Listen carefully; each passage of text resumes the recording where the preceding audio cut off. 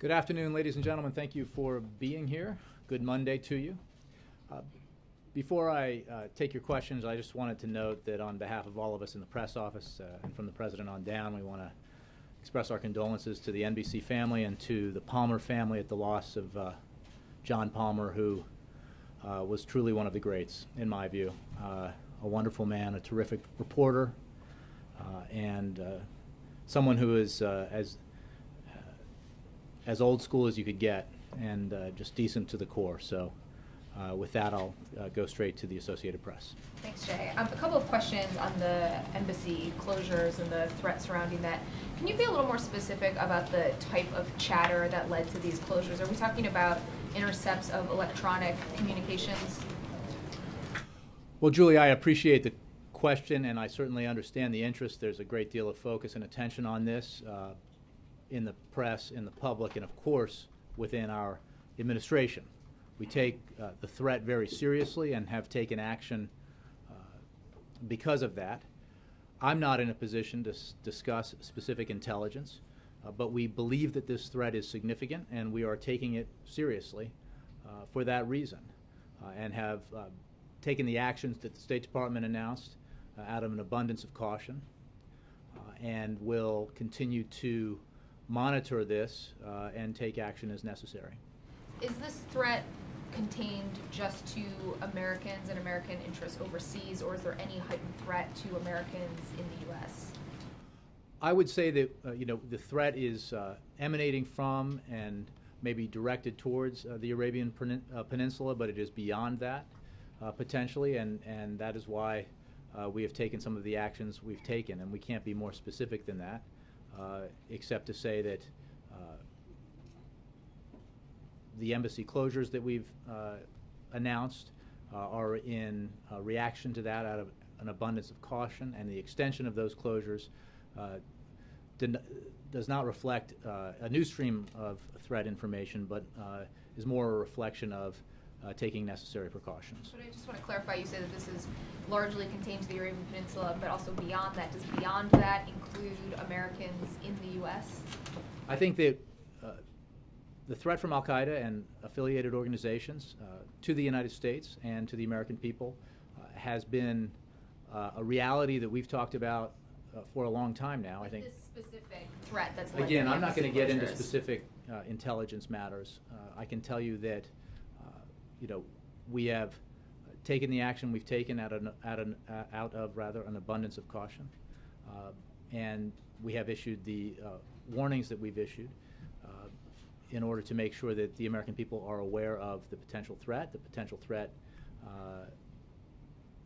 that has always been with us, but which is heightened at this time. And we will provide more information as we can, mindful of the need to maintain our security. And then word of these embassy closures and this threat followed the President's meeting with the President of Yemen. Obviously, Yemen is at the center of this. Is there anything that came from that meeting, anything President Hadi told President Obama that contributed to this decision? We read out that meeting, and I don't have any more detail for you from that meeting. It is certainly the case that we cooperate on counterterrorism with Yemen and have for some time. But this specific information reflects what we've gathered, broadly speaking, and that's what we're reacting to. The meeting between President Hadi and President Obama centered on a variety of topics, including our counterterrorism cooperation. Yes, Jeff. Jay, should Americans in the U.S., to follow up on what Julie asked, be afraid? Jeff, what I can tell you is that we face an ongoing threat from al-Qaeda and its affiliates. There are individuals and organizations out there that are focused on doing the United States and the American people harm, as well as doing harm to our people. Now, the statement that we've put out has made clear that our current information suggests that al-Qaeda and affiliated organizations continue to plan terrorist attacks both in the region and beyond. And our information suggests that they may focus efforts to conduct attacks in the period between now and the end of August. What we know is that the threat emanates from and maybe focused on occurring in the Arabian Peninsula rather, but it could potentially be beyond that or elsewhere. And so we cannot be more specific, which is why we've taken some of the actions we've taken and made the statements that we've made. What does this say more broadly about the strength of al-Qaeda in general? We've made clear, as I was saying earlier, that as al-Qaeda core has been diminished through the efforts of the United States and our allies, affiliate organizations, including in particular al-Qaeda in the Arabian Peninsula, have strengthened. And we have here in Washington identified AQAP as a particularly dangerous threat for some time now, a number of years. As you know from this very podium, John Brennan, now the CIA director, then the President's Counterterrorism and Homeland Security Advisor, spoke very specifically about the rising threat from AQAP, and that is something that we've seen in some of the foiled attempts that AQAP has been engaged in, and it is, has been a focus of attention of our national security apparatus for some time. If I can ask you one other question on a separate issue. Some colleagues of ours at Reuters reported today that a unit of the DEA called the Special Operations Division gives tips to law enforcement across the U.S. and is asked to cover up evidence that is used to launch investigations against Americans. Can the White House confirm this, and are there any concerns about the constitutionality of this program? Well, I'd say two things. One, I would refer you to the Department of Justice on this, and beyond that, I can tell you that it's my understanding, our understanding, that the Department of Justice is looking at some of the issues raised in the story. But for more, I would refer you to the Department of Justice. Yes? Jay, in the past, the President has said that al-Qaeda, and you just mentioned this, core has been on the path to defeat. He said this back in May, he said it in December. And I'm just curious, with nearly 24 embassies and consulates being closed, is it fair anymore to say that core al-Qaeda is on the path to defeat? Well, I think as most people who cover these issues understand it, al-Qaeda core is the Afghanistan-Pakistan-based central organizational core of al-Qaeda, once headed by Osama bin Laden. And there is no question over the past several years, al-Qaeda core has been greatly diminished, not least because of the elimination of Osama bin Laden. What is also true is that al-Qaeda and affiliated organizations represent a continued threat to the United States, to our allies, to Americans stationed abroad, as well as Americans here at home. And for that reason, we have focused a great deal of attention on those affiliated organizations. And we have made clear over the past several years that AQAP, al-Qaeda in the Arabian Peninsula, is of particular concern and has demonstrated both an interest in and a willingness to attempt serious attacks on the United States, our allies, and our people. For that reason, we have to be continually vigilant, and have been. And the threat that we've made public in recent days reflects the fact that we are vigilant about the willingness of al-Qaeda in the Arabian Peninsula and other affiliated organizations with al-Qaeda to take action against us and against our allies and our people. And we are taking all the precautions we can as we gather more information. And what does it say to the rest of the world when you close nearly 24 embassies and consulates? Some might say that that is a showing of weakness on the part of the United States, that it has to shut its doors. Well, as I think the State Department has made clear, this is a temporary measure. It is limited to the diplomatic facilities that have been specifically identified. And it is done in terms of the extension of the closure out of an abundance of caution, which I think is the right move, given the potential threat that exists. We are engaged around the world, and it is absolutely the case that that engagement creates some risk for American personnel around the world, and decisions like these are designed to reduce that risk in the face of a potential threat. But the engagement, of course, will continue because it's in the United States' interest to be engaged around the world, including in those areas that are volatile and where the risk is higher than elsewhere. Is there any concern that you've taken your eye off of the ball when it comes to al-Qaeda, stressing for months that its core is on the path to defeat while AQAP gets stronger? When you have affiliates like the one in Benghazi, or people who might be affiliated with al-Qaeda pulling off the attack in Benghazi. Lindsey Graham yesterday said that al-Qaeda is on steroids. It doesn't sound like it's on the path to defeat. Well, again, I think you're confusing al-Qaeda core with what we have said very clearly about the threat posed in particular by AQAP, but also affiliated organizations around the region and the world. I think that any evaluation of the actions that we've taken in the fight against al-Qaeda and its affiliated organizations over the last several years and over the life of this administration demonstrates a pretty intense focus on the fight against al-Qaeda and the effort to degrade al-Qaeda's abilities and all the abilities of all the affiliated organizations. The eye hasn't been taken off the ball. I think, again, any fair assessment would conclude the opposite. John. Jay, is there any confidence that we have enough information to disrupt whatever plot is potentially underway? I think we've told you as much as we can at this point about the intelligence that we have. I'm not in a position to discuss in any more detail our intelligence. We obviously, as I said earlier, believe that this threat is significant and it is ongoing. And for that reason, we have taken some of the action that we've taken. And we are obviously continuing to gather information to work with our partners and allies as we do that to combat this threat and the overall threat posed by terrorist organizations that wish us harm.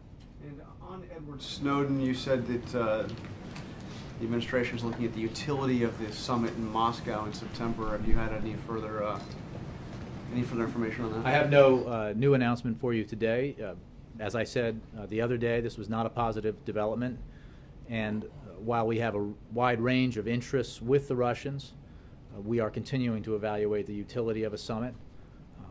I think it's fair to say that you can expect we'll have a decision to announce in coming days about that specific issue. How did the president go to Moscow and meet with Putin just after this slap in the face? I think it's fair to say that we have a range of issues, John, of interest with the Russians. And as I said the other day, it has been true for 4.5 years now that we have dealt with the Russians in a very realistic way in an effort to cooperate where we can and to be very clear and pointed where we disagree.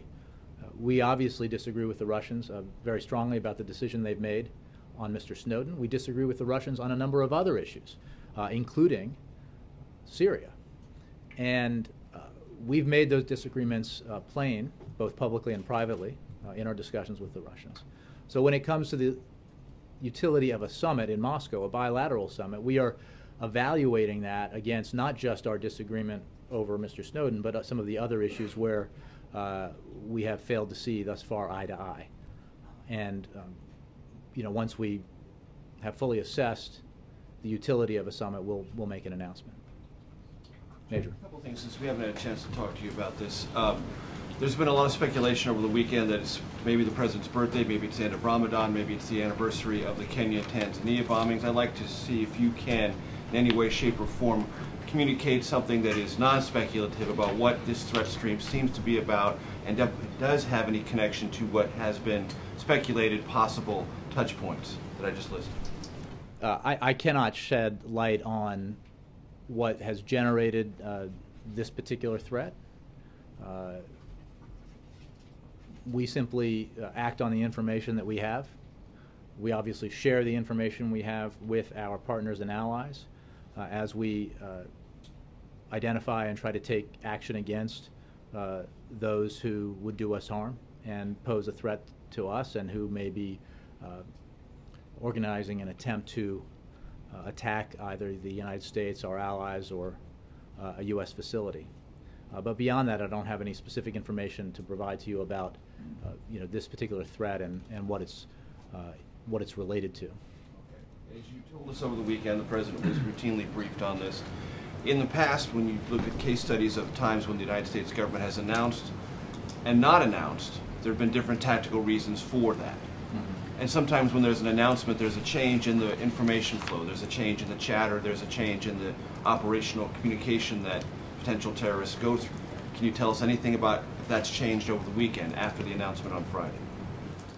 The threat stream minimizing or diverting or changing in a different way? No, I think that's a good question, and I have no new information to provide to you.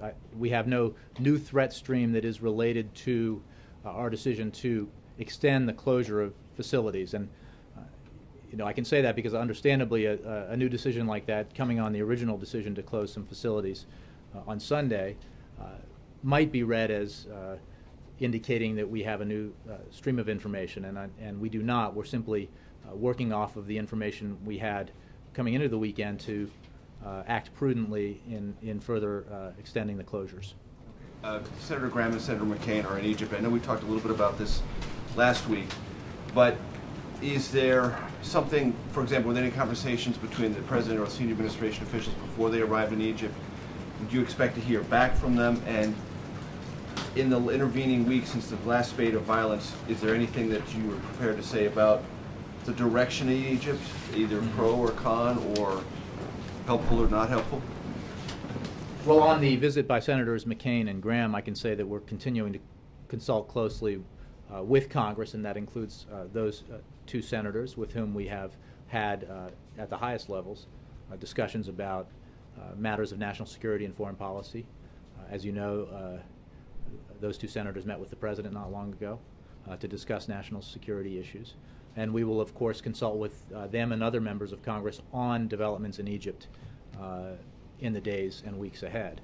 More broadly on Egypt, as you know, Deputy Secretary of State Bill Burns was in Cairo this weekend and continued his discussions with a wide range of Egyptians, both yesterday and today, on how they can calm tensions, avoid further violence, and facilitate an inclusive democratic process that helps Egypt's ongoing transition succeed.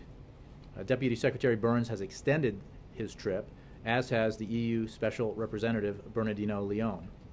The Deputy Secretary continues to consult closely with Egyptians from a range of groups and parties and sectors of society, as well as with the EU and representatives of the UAE and Qatar, who are also in Cairo. And along with our international friends, our team is in Cairo to offer the Egyptians help as they work to calm tensions and reduce the polarization that we have seen there. Ultimately, the decisions on the path forward are for Egyptians alone to make, but we are assisting and facilitating this process as requested by the Egyptians. Before I let you go, I know you don't want to give away everything tomorrow, but there have been, for the last month or so, some encouraging signs in the housing market as a part of the overall upward trend of the economy. And I wonder what's missing that the President's going to address tomorrow that's needed that he hasn't already done before. Well, I think that you're absolutely true that there has been an important rebound in the housing market. The data that describe the situation in the housing market in this country on January 20th, 2009 are daunting. I believe the American people lost roughly $7 trillion in wealth by January 2009. And what we have seen through the grit and determination of the American people and through the decisions made by the administration and the policies put in place both with Congress and through executive action has been a very positive change in direction in our housing market. But we are still not where we need to be. And there is certainly ample room to grow when it comes to providing more homeowners the assurance and the capability to refinance their homes and to further stabilize and grow the housing market across the country. So, as part of his plan to offer a better bargain for the middle class, President Obama will be in Phoenix tomorrow to lay out proposals for continuing to help responsible homeowners and those Americans who seek to own their homes. Following his remarks in Phoenix, on Wednesday at 1 p.m. Eastern and 10 a.m. Pacific time, the President will do an interview with Zillow to answer questions from citizens around the country that will be submitted through a range of social media platforms, including through Twitter, Facebook, Instagram, YouTube, and Vine. Zillow CEO Spencer Raskoff will moderate the discussion in which the President will answer questions submitted by Zillow's users and social media community using the hashtag AskObamaHousing. So I think what is important to remember about this is that so many Americans across the country view their own economic and financial circumstances through their homes, and whether they own a home, whether their home is underwater, whether they feel like they have equity in their homes. And so the strengthening of the housing market is of vital importance to the strengthening of the middle class. And that's why the President has chosen to focus on housing as one of the cornerstones of his economic agenda. Refinancing and access to mortgages, primarily the focus. Well, yeah, I don't want to steal, as you said at the top, the President's thunder, so I encourage you to wait for more specifics from the President tomorrow. Ed. Jay, on Iran, you've got a new president in office, and obviously there's still a very grave nuclear threat that the administration is concerned about. But do you feel like he is saying some of the right things? Do you feel like maybe there is an opportunity here? Well, I appreciate the question. I want to mention that we again congratulate the Iranian people for making their voices heard during Iran's election. We note that President Rouhani recognized his election, represented a call by the Iranian people for change, and we hope that the new Iranian government will heed the will of the voters by making choices that will lead to a better life for the Iranian people. The inauguration of the new president presents an opportunity for Iran to act quickly to resolve the international community's deep concerns over Iran's nuclear weapons program. Should this new government choose to engage substantively and seriously to meet its international obligations and find a peaceful solution to this issue, it will find a willing partner in the United States. Now, as we've said, consistently, we are open to discussions with Iran, both through the P5+1 and through bilateral talks. The focus of those talks would be and needs to be on Iran's willingness to forsake its nuclear weapons ambitions. And should it be willing to do that in a verifiable way, there's an opportunity for Iran to re-enter the international community, to ease the burden of its isolation, and thereby to do what the new leadership in Iran has identified as its goal, which is to improve the lot of the Iranian people. And that would be both very good news for the Iranian people as well as for the region and the world. And finally, on Al-Qaeda, I wanted to go back to what Jim was asking you about the President's previous comments. You're correct that you and other officials have said that there's a difference between Al-Qaeda core and its affiliates and the threat from each. But on the campaign trail, the President rarely made that distinction. October 11th, 2012, quote, "I said we'd refocus on the people who actually attacked us on 9/11, and today Al-Qaeda is on the run and Osama bin Laden is dead." Did he give the full picture to the American people in the campaign about the threat from Al-Qaeda when that was his talking point again and again? I think it's indisputable that the elimination of Osama bin Laden was a major accomplishment in the effort against Al-Qaeda. We have been clear, and the President has been clear, that the threat from Al-Qaeda very much remains. And I think in answer to Jim's question, I was trying to convey that any fair assessment of the actions this administration takes and this government takes and our extraordinarily capable men and women in uniform and men and women in the intelligence community, the actions they take in order to continue the fight against Al-Qaeda and Al-Qaeda's affiliates demonstrates how seriously we continue to take the threat, and nobody should be under any illusion that that threat still exists. I think that we have numerous conversations in this room and around Washington and around the country about what we need to do continually as a nation to protect ourselves against the threat posed by terrorists who want to do us harm. And the fact that we continue to do those things demonstrates that the threat is real, and we have to be ever vigilant. So,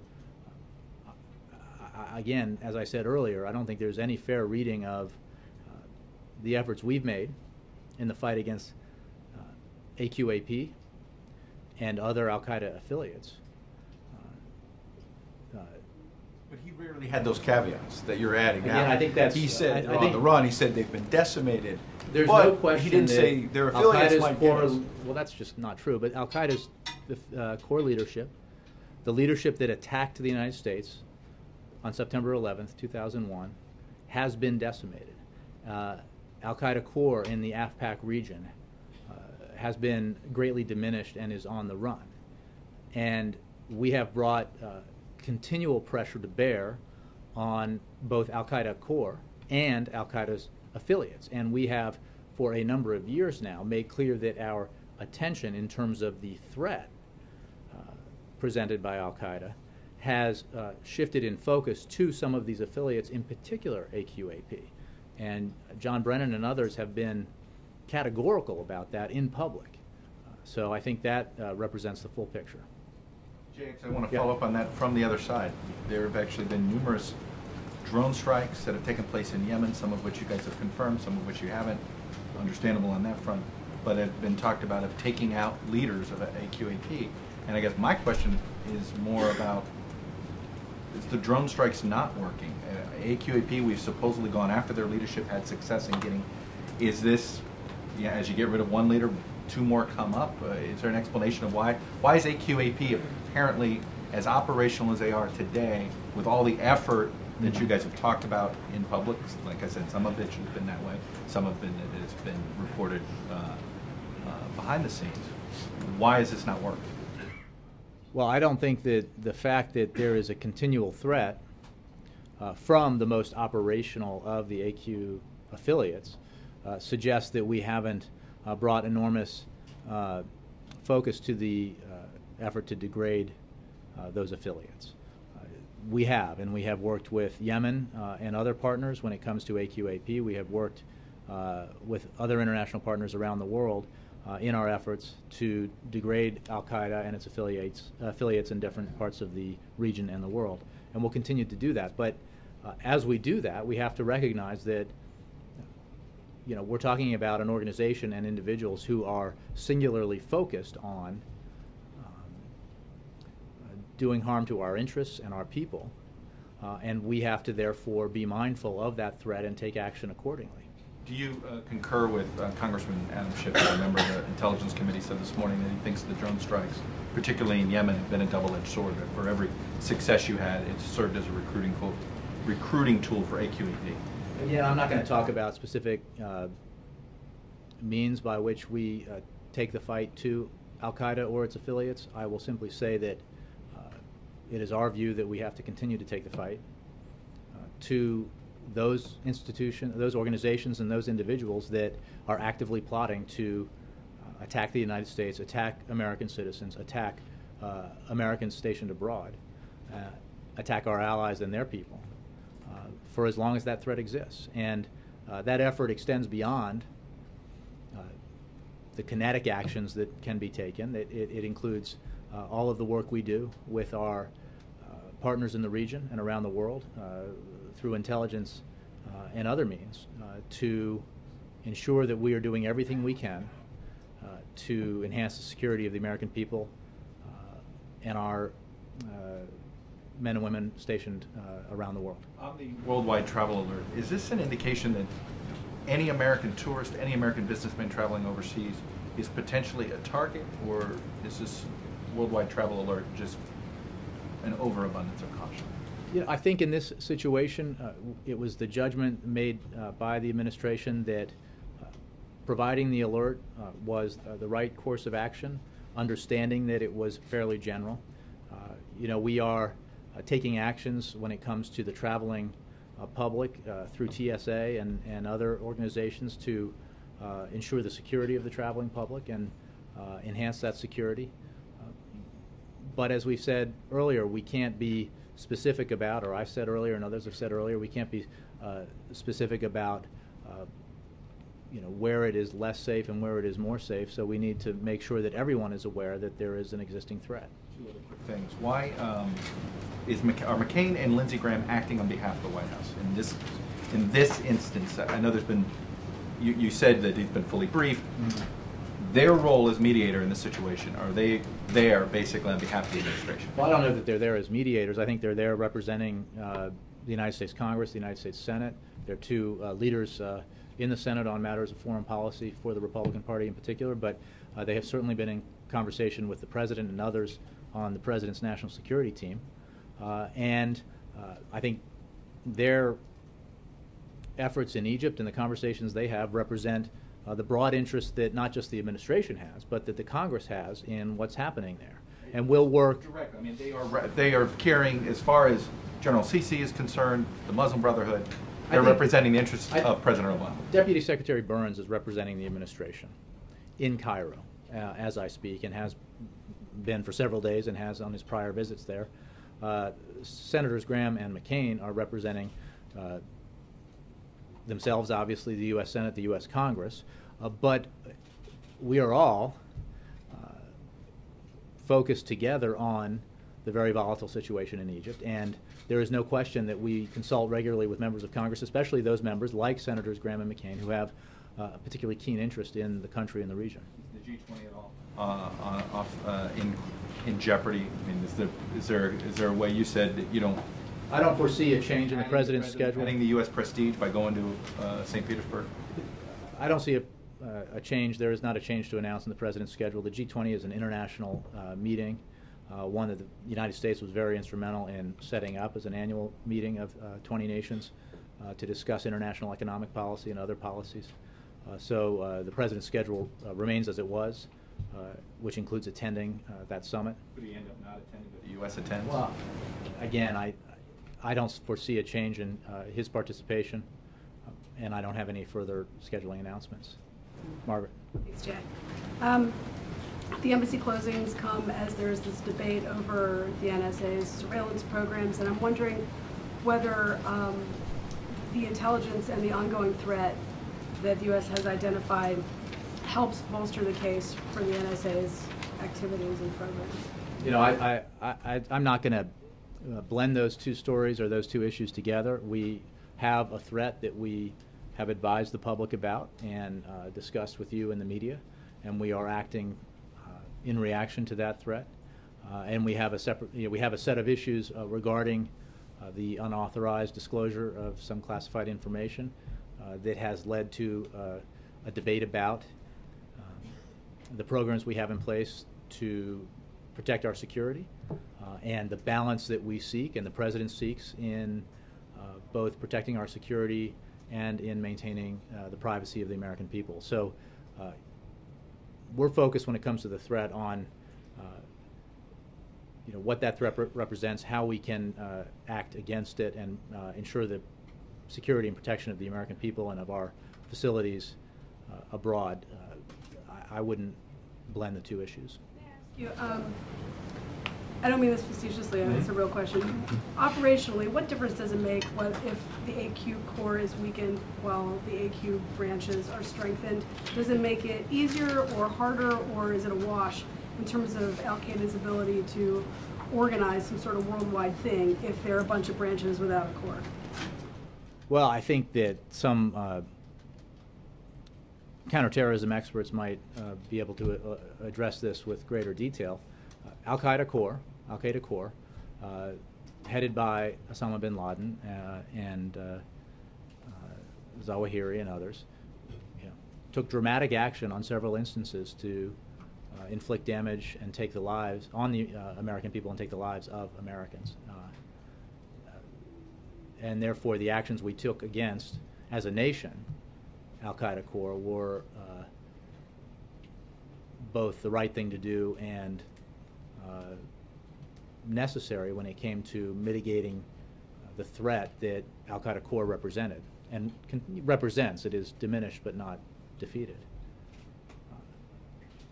But there's no question that, as we've said for a long time now, some of these affiliate organizations, and in particular AQAP, represent threats as well. And we have seen in the past from AQAP attempts that have been thwarted, but were serious attempts to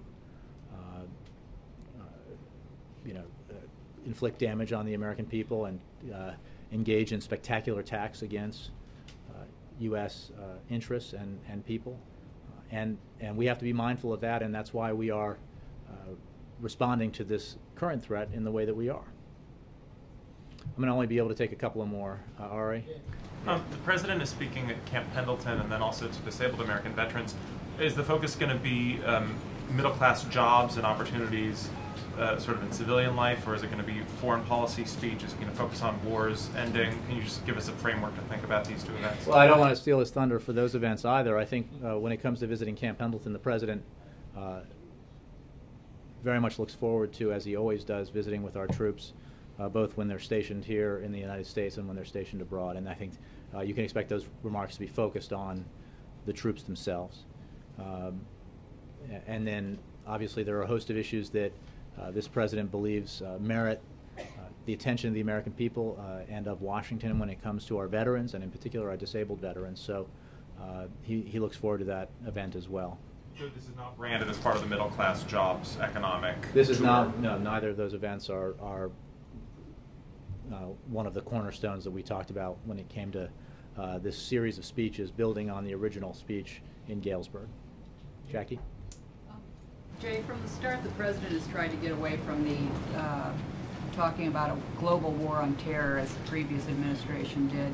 And yet, if the war on Al-Qaeda, as he's preferred to style it, is in effect a war against these affiliates as well, wherever they show up, isn't that in effect a global war on terror? Well, setting aside the nomenclature, I think that the fact is we have a continuing threat from Al-Qaeda, and in particular some of its affiliate organizations that have sprung up in the last decade. And you know, we respond to those threats because they represent a real security challenge for the United States, for our allies, and for our people. But what the President has been focused on from the beginning when he came in was making sure that we were using our resources to counter the threat against the United States. That's why he refocused our attention on Al-Qaeda in the AFPAC region and on the effort in Afghanistan, because that war was launched justifiably in response to the attacks on the United States on September 11th, 2001. He ended the war in Iraq as he promised he would do. And one of the reasons that that was necessary was to ensure that we could continue to focus, as we should, on the threat posed to the United States and by Al-Qaeda and by its affiliates. You know, it is obviously a well-known fact that the President believed as a candidate in 2008 that through the previous years we had as a nation and as in our efforts lost our focus on the specific threat against the United States, and that the effort in Iraq had contributed to that. So the President made sure that we would focus again on Al-Qaeda in Afghanistan and Pakistan, as well as Al-Qaeda's affiliates around the world. Last one, Cheryl. Thanks, Jay. On a question about health care, couple months until the exchanges and marketplaces have to go into effect. Is the President personally meeting with Secretary Sebelius and other cabinet secretaries about implementing health care at this point? Well, the implementation of the Affordable Care Act is very much a high priority of the President's, and he is engaged in discussions about progress being made on implementation, as you would expect, and certainly the rest of the administration is. I don't have specific meetings to read out to you, but this is an important priority. We need to ensure that implementation continues. As I've said all along from the podium, as others have engaged in repeated attempts, futile attempts to repeal the Affordable Care Act. I think the House has just had its 40th vote along those lines. The administration's focused on implementing a law that was passed by Congress, signed into law by the President, and upheld by the Supreme Court of the United States.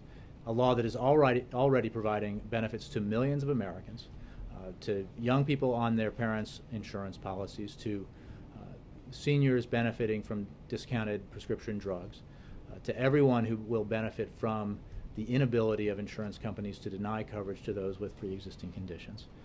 And you know, we'll go about the business of implementing the law so that those benefits are more widely shared by the American people. You know, it would be wonderful if Congress would focus on